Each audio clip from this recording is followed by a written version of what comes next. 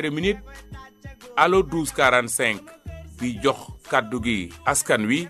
9h 10h plus près de vous émission buy bég ci yéen te di leen di bégal bànneex xumbal ak xumbute ba mi di jot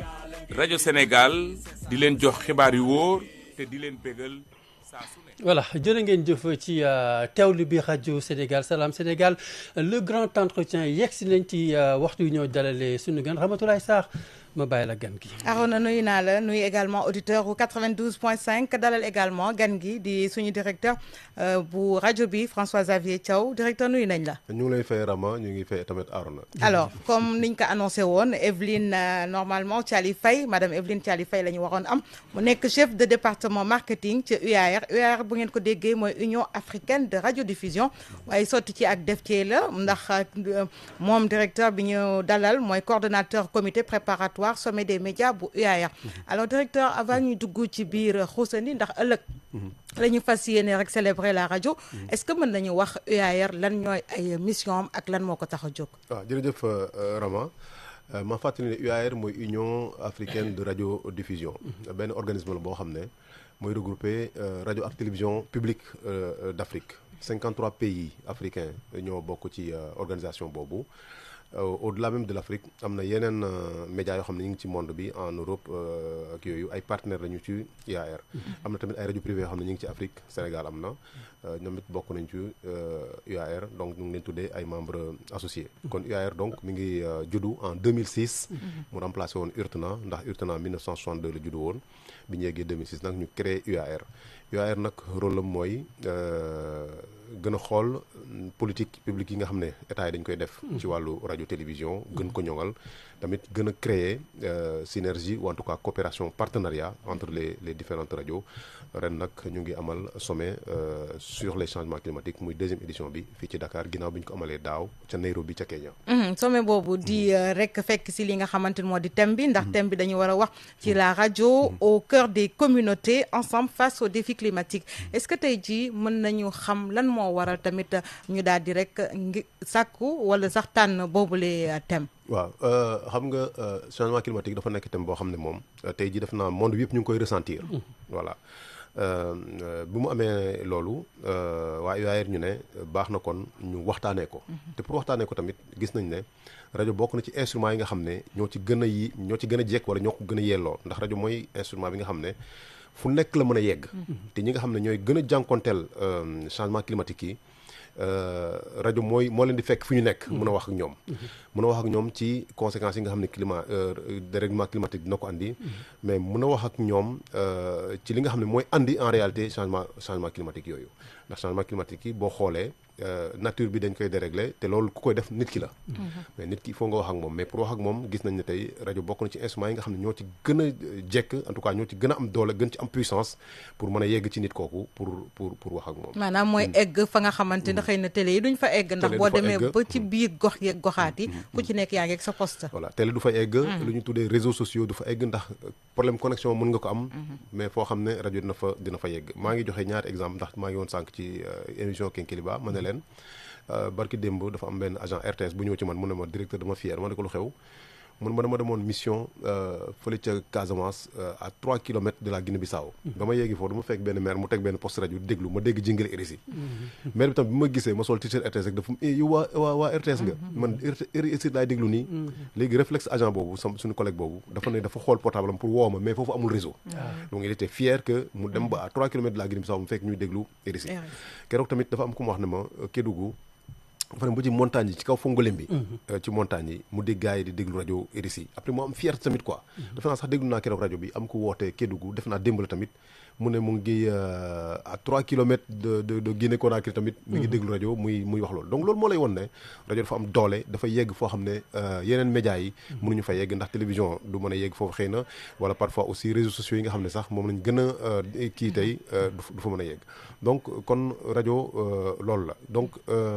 ñu gis ne bu ñu jaaree ci rajo bi mun nañ atteindre vraiment cible yi nga xam ne moom la ñuy war a waxtaaneel dérèglement climatique bi léegi UAR wax ne daal nañu def boobu la thème ñu pilier ci nag ay kàngam yoo xam ne dañu gën a expliquer fan la mbir mi sookee ko ak buñ ko naree xeex nu ñu koy xeexee donc dinañ def ay panel yu am solo dinañ amal tamit visite ca Gorée ndax Gorée nekk na île boo xam ne mi ngi subir de plein fouet le dérèglement climatique ndax Gorée roche la boo xam ne géej gi daf ciy dóor chaque jour parce que géej gi dafay avancer loolu ci impact changement climatique yi la bokk te donc dafay roñer roche bi léegi ministère de l'environnement ñu ngi fay dérouler benn projet boo xam ne dafay jéem a xeex contre phénomène boobu donc maa ngi fàttali ne sax ministre de l'environnement monsieur Daouda Ngom moom mooy présider cérémonie bi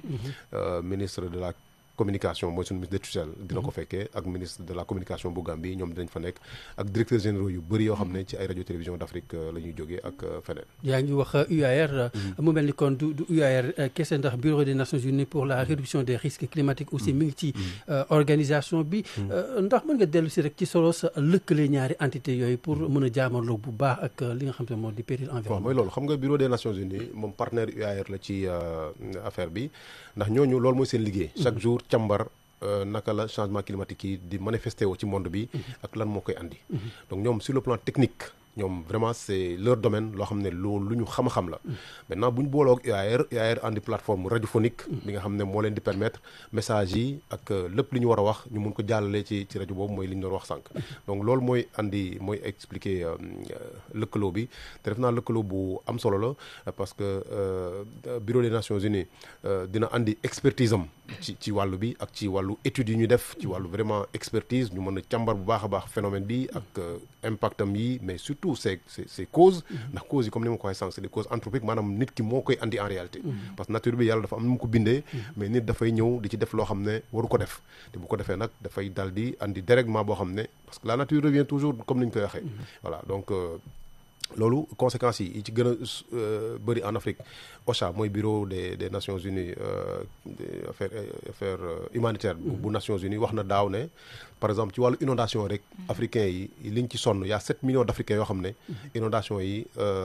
jëlee na leen voilà toroxal na leen voilà jëlee na leen fi ñu dëkkoon impacté na leen vraiment ba nga xam ne te xam nga loolu dafa doy waar voilà loolu lan moo koy andi parce que tout simplement benn fleuve débordé na wala géej gi débordé na wala am na taw bu extraordinaire boo xam ne ñëw na te loolu yëpp changement climatique moo koy andi changement climatique yi nit ñooy def loo xam ne waruñu ko def agresser nature bi léegi nature bi réagiré nu demee noonu. alors ñu gis ko fii sax fu soriwul benn yoon mooy fii suñu réew dund nañ ko changement climatique yooyu nga xamante ni dans la zone nord et tout ça dund nañ ko population yi ñu mujjee toxal et tout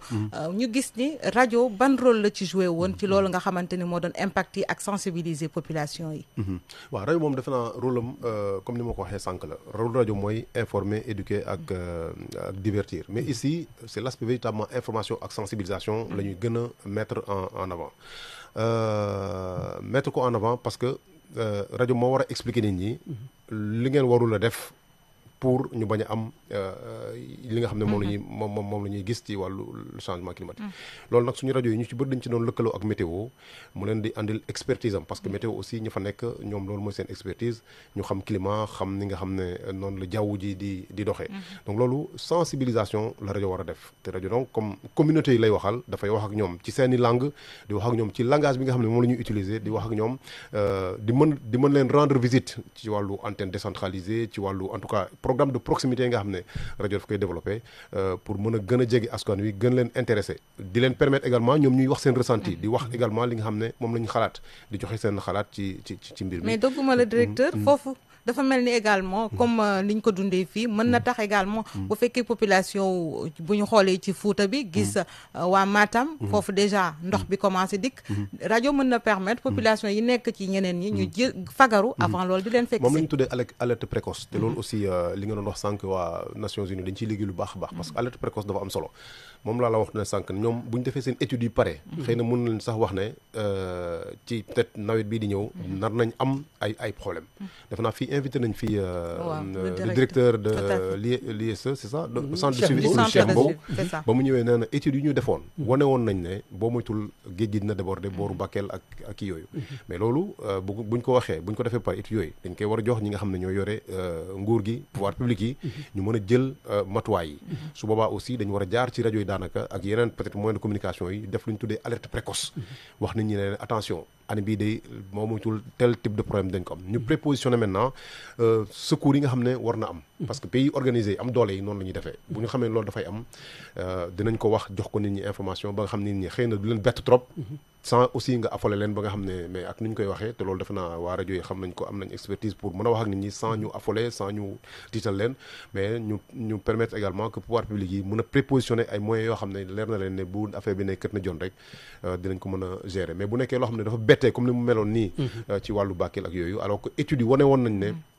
en principe loolu war na mën a am loolu bu ñu xëy na defoon alerte précoce bi nga xam ne moom la ñuy souhaité bu ñu ko defoon xëy na doon nañ am moins de conséquences ci donc bëggoon ñu dellu si tuuti rek ci lëkkaloo sànq ñu ngi koy wax lëkkaloo diggante UAR ak mbootaayu xeet yi banqaasam waaye également brossé nga tuuti service météorologique yi xam nga ñun ak ñoom ñu ngi liggéey tous les jours ndax ci biir seen ndaje bi waa météo daañu ca am wàll waa météo am nañu ci wàll bu baax a baax ndax am na ñaari panel yoo xam ne directrice météo dina ci participer directrice météo madame Diong dina ci participer ndax comme ni ma lay wax climat kenn mënu ko wax sans nga wax météo parce que météo ñoom vraiment loolu mooy seen xam-xam loolu lañ jàng loolu la ñuy étudier tous les jours donc am nañ ci wàllu bu baax a baax experts yi nga xam ne ñu ngi aussi ministère de l'environnement ñoom ay climatologue wala yu demee noonu en tout cas ñi nga xam ne ci lii la ñuy liggéey aussi am nañ ci wàll waa université nga xam ne aussi ñoom ñooy def souvent des études ñoom aussi dañuy ñëw bokk ci waxtaan wi dinañ waxtaanee jàngat changement climatique yi jàngat causes yi jàngat conséquences yi joxe ay recommandations pour wax ne bu ñu jaaree fii ak fii ak fii xëy na mun nañ atténuer bu baax a baax ndax aussi loolu mooy langage bi ñuy utiliser dañuy wax atténuation ak adaptation parce que maanaam phénomène la boo xam ne il faut que nga adapté wu ci ndax day andi ay conséquences yoo xam ne faw nga adapté wu et puis mun nañ def également liggéey boo xam ne dina tax ñu atténuer conséquences yi donc loolu léegi yëpp bu ñu amee xam-xam boobu yëpp léegi nag pour ñu wasaare ko ba ñëpp jot ci rajo lañ koy jaaralee mu bokk ci xarala yi nga xam ne boo fa jaaree am nga chance vraiment atteindre cible yi comme ni ko Ramadan waxee sànq loolu kon moo andi lëkkaloo bi alors est-ce que ci pour atteindre cible yooyu UAR par exemple taxaw na ci tàggat ay taskatu xibaar yoo xamante ni dinañu gën a mën a porter boobu les messages ba mën a sensibiliser population yi waaw tout à fait lii sax genre tàggat la en réalité lu ñuy def nii tàggat la parce que am na journalistes yoo xam ne dañuy jóge fu nekk dañuy ñëw fekkee panel yi te panel yi boo ko fekkee assister ko rek di nga am lu bëri loo xam ne di nga ko jàng ñun fii ci rajo Sénégal par exemple ñun suñu journalistes yi ñu fay dem buñ ñëwee normalement war nañ gën am beneen gis-gis ak beneen xam-xam bu bees ci wàllu changement climatique donc affaire bi tàggat la maintenant UAR dinay def de temps en temps ay formation dina am ay lëkkaloo yoo xam ne dina ko am pour gën a renforcer capacité journalistes yi mais loolu Evelyne bu fi nekkoon xam naa moo doon gën a jekk parce que moom a gën a maîtriser programme UAR man je suis plus dans la coordination de cette activité ponctuelle boo xam ne maa ngi gërëm encore sant directeur général RTS Pape Alé Niang bi nga xam ne moom ma dénk boobule liggéey. alors est-ce que tey tamit UAR tey ji tolluwaayam ci ñi nga xamante ni askan gi war nañu xamee boobule banqaas boobule kuréel est-ce que loolu tamit dox ngeen ko ba nga xamante ni ku nekk jote na ci xibaar gu ni mel. waaw def nañ ci ay jéego nag quoi def nañ ci ay jéego ndax boo xoolee tey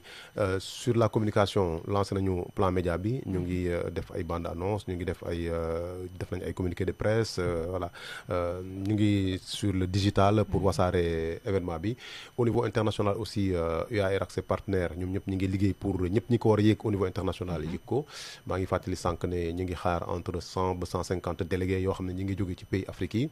à peu près une trentaine de pays yoo xam ne c'est ñoom dinañ ñëw fekkee fàttali naa leen ne UAR 53 pays membres au moins ñoo nekk ci Afrique ak ñeneen dina am ñoo xam ne sax Europe la ñuy jógee am na ñoo xam ne sax bi fii ba Corée la ñuy jógee pour ñëw fekkee si waxtaan wi donc defe naa ñu ngi ci liggéey boobu. ci li jëm rek ci wasaare bi ba tey gis nañ ni c'est vrai rajo yi yaa ngi joxe exemple sànq localité yu ruxee yu sori ci biir réew mi ñuy teewlu rajo Sénégal ñu koy rafetlu waaye am na beneen aspect mooy li nga xam te moo di internet bi xam nga internet bi aussi dina yóbbu rajo yi foo nga xam te ne kenn mosu kaa foogee naka la kuréel bi di gunge askan yi ngir loolu également mu mën a nekk lu mucc ayib au-delà wala à côté de la radio. Très bien alors loolu si fii laa koy commencé xam nga ñu rajo Sénégal aujourd'hui au-delà de la radio classique nga xam ne da nga koy déglu à travers les ondes yàlla def na ñoo ngi am rajo boo xam ne c'est une radio digitalisée donc tey suñu plateforme yi daf lay permettre nga mën a déglu rajo bi te nga bañ a jaar ci xëy na ci transistor bi ndax am nañu rajo filmé am nañu également ay plateformes yoo xam ne ñu ngi ci digital bi mun la permettre nga mën a déglu rajo bi à travers internet loolu defe naa lu am solo la te loolu léegi xew na defe naa rajo yëpp ñu ngi koy def à travers le monde xaw naa perturbé wu sax parce que j'ai perdu le fil de la question c'était quoi encore par rapport à la digitalisation comment nan lay dimbalee voilà nan lay dimbalee nit ñi quoi alors même événement bii nga xam ne dañ koy def UAR mettre na en place benn plateforme boo xam ne dina tax 80 pays mën a suivre événement bi en direct RTS dina ko diffuser en streaming te dinañ ci lëkkaloo ci wàllu xarala ak waa UAR mu permettre à peu près à 80 pays ñu mën a suivre en direct événement bi kon digitalisation dafa nekk loo xam ne dafa am solo ci rajo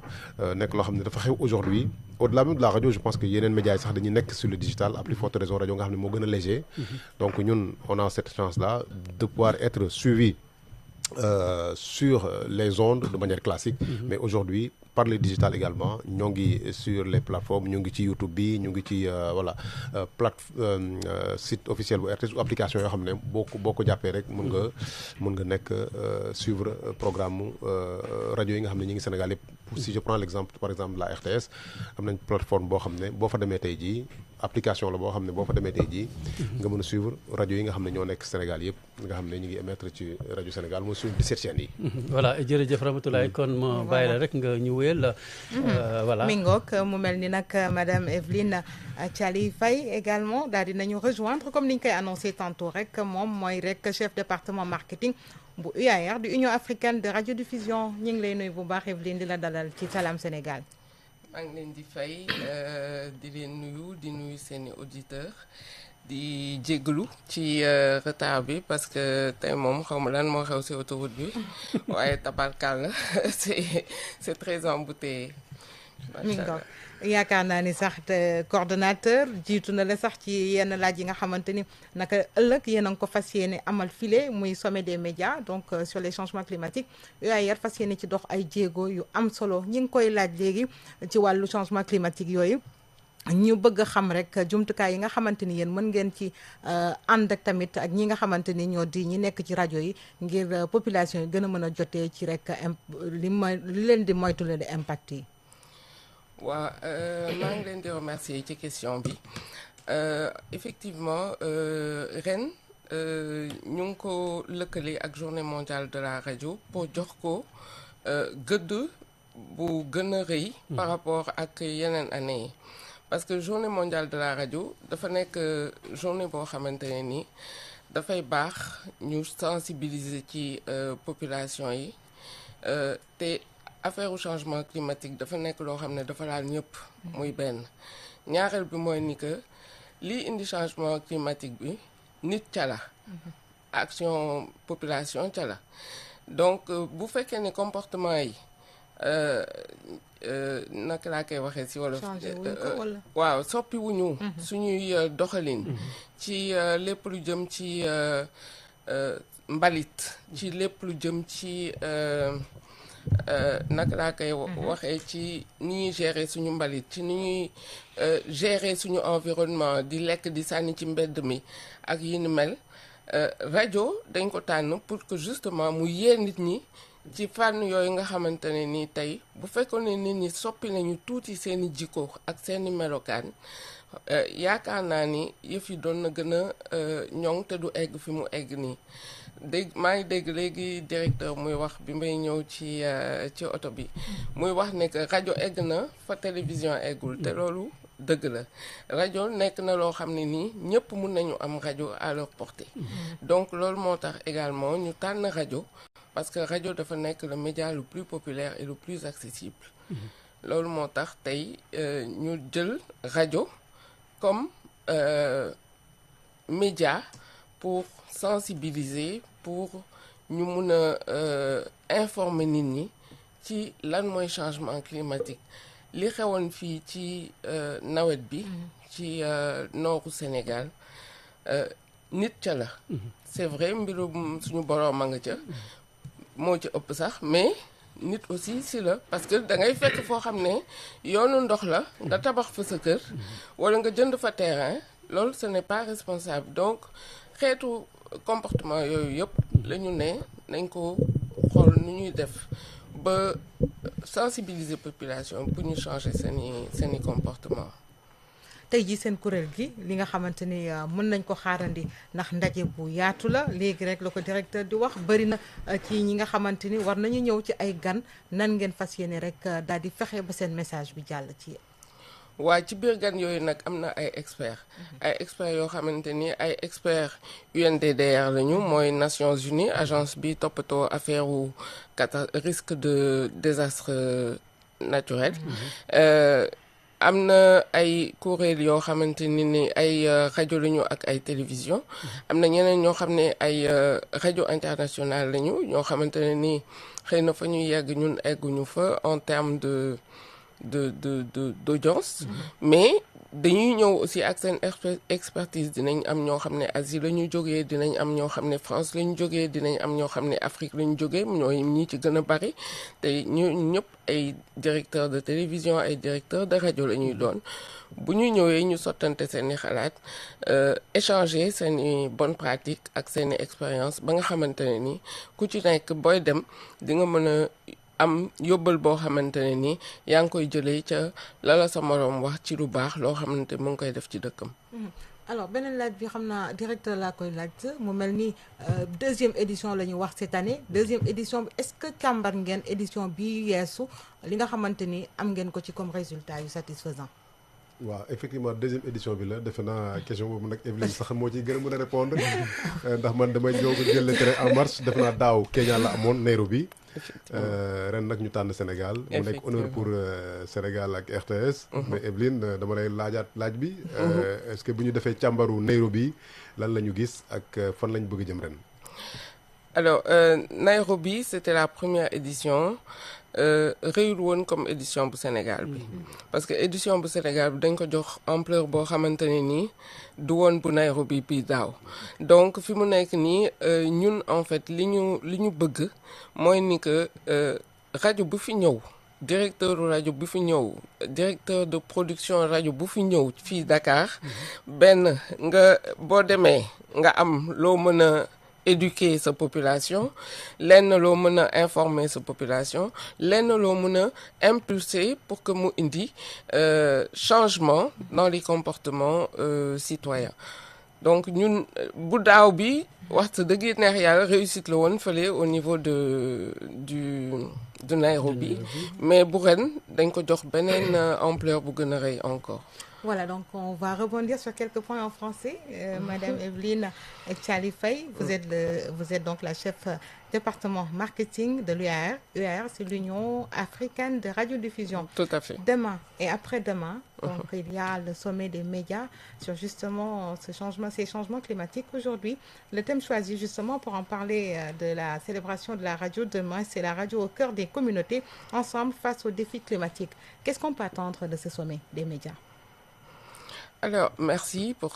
votre question. Je pense que au niveau de l'impact des changements climatiques, l'action humaine y est pour beaucoup. Et aujourd'hui, notre objectif, c'est d'aller vers le changement des comportements. Et nous avons pensé que la radio était le meilleur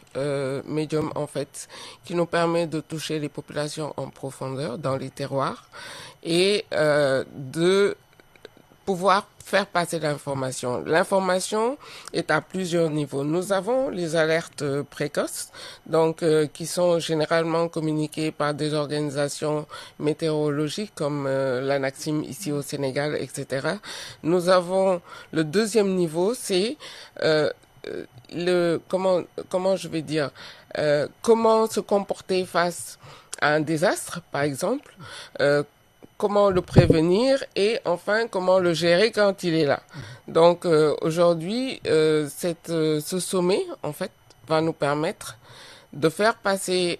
ces informations-là au niveau des populations africaines globalement, mais également de nous inspirer des meilleures pratiques qui vont être partagées par nos experts, qui vont venir un peu de différents horizons. Il y en aura qui viendront d'Asie, il y en aura qui viendront d'Europe et d'autres qui viendront d'Afrique, qui sont les membres de l'UAR et les partenaires de l'UAR qui sont déjà sur le terrain et qui vivent dans leur région les changements climatiques comme nous les avons vécus ici à Dakar récemment, enfin au Sénégal récemment avec ce qui s'est passé avec les crues du fleuve. Voilà. Pourquoi le choix de la radio et quel peut être le rôle justement de la radio dans la lutte contre ces changements climatiques? C'est ce que je disais tout de suite. La radio va là où la télévision ne va pas. La radio va là où le digital ne va pas. Donc c'est pour ça que, en fait, pour toucher une plus grande audience, c'est la radio. Il ne faut pas qu'on essaye de se cacher derrière le fait que oui, le digital est là. Pour aller sur le digital, il faut de la connexion. Pour aller à la télé, il faut un investissement, il faut avoir un poste téléviseur. Aujourd'hui, il est beaucoup plus facile de capter la radio où qu'on soit dans les terroirs les plus reculés et dans tous les pays. C'est pareil. La radio est le média le plus accessible. Donc, c'est pour ça, en fait, que nous avons choisi la radio et nous pensons que nous avons bien fait parce que je pense que la radio doit faire l'objet d'une plus grande promotion au niveau des populations parce qu'il faut qu'on revienne à l'orthodoxie. Avant, je me rendais compte que tous les jours, on voyait nos mamans et nos grands-mères avoir une radio à l'oreille pour écouter, ou alors à côté de leur lit ou à côté de leur fauteuil, quelque part, en tout cas dans la maison. Il y avait toujours une à plusieurs radios dans les maisons pour justement permettre aux citoyens d'être informés en temps réel de ce qui se passe. Parce qu'il y a cette notion factuelle de l'information qui passe à la radio. La radio est beaucoup plus réactive en matière d'information que les autres médias. Vous en êtes à votre deuxième édition. En termes d'acquis, qu'est-ce qu'on peut retenir? Alors, en termes d'acquis, on va dire que l'UAR aujourd'hui s'est investi dans un projet que nous co-gérons avec l'UNDRR pour justement continuer à accompagner les organismes membres de l'UAR ou pas d'ailleurs, parce qu'aujourd'hui dans le sommet que nous organisons, il y a des radios communautaires qui ont été invitées justement parce que elles sont les plus proches des populations. Donc nous, ce que nous voulons, c'est l'ancrage de nouveaux comportements, l'ancrage au niveau du changement des comportements. J'insiste beaucoup sur ça parce que c'est important. Nous devons rendre notre environnement propre. Nous devons changer de comportement pour essayer au moins de réduire le phénomène des changements climatiques. Voilà, merci à vous, Madame Evelyne Thiali-Faye, qui, je rappelle, est chef département marketing à l'UAR. L'UAR, c'est l'Union africaine de radiodiffusion. Donc, le prétexte choisi, justement, c'est la célébration de la radio demain, 13 février. Merci également au directeur de la radio, et par ailleurs, coordonnateur du comité préparatoire, M. François-Xavier Thiaw. Salam Sénégal vous remercie. Je vous en prie, merci. Voilà, merci. Et on va rester avec la radio. Demain, notre invité, Ramatoulaye Sarr, Martin Faye, journaliste et formateur, ancien de Radio Sénégal. Et c'est pour parler justement de la journée mondiale de la radio. Mbokk yi teewlu Radio Sénégal, Salam Sénégal. Li ñu waxtaan ak suñuy gan tey ji nag dañuy may place bi Seydina Aline Diop mu ubbi leen bu mu jokkoo bi ngeen mën a woote boo leen dee yéen a ngi si biir réew mi ci 88 628 73 46 bu dee yéen a ngi ci bitim réew nag 00 221 33 920 04 21. Salam Sénégal di dellu si suba incha allah. Maaleykum Sénégal ngi maaleykum salaam Sénégal ngi nanga def sawa Sénégal ngi maa ngi fi c'est ça Sénégal ngi rajo Sénégal indi ay coppite ngir li gën waaye ngir li leen di bégal rajo Sénégal fii la jant bi di fenke bu juróom benni waxtu jotee ci suba gi. Salaam Sénégal. Salaam Sénégal ay xibaar yu wóor te bees ay